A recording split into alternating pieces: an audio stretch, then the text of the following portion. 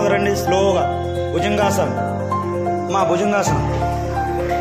భుజంగాసనం. అది పైకెత్తాలి. చేతులు రెండు పైకెత్తాలి. చేతులు పైకెత్తి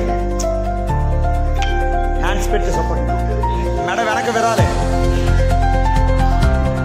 అది ఆకాశం చూడాలి. Very very well.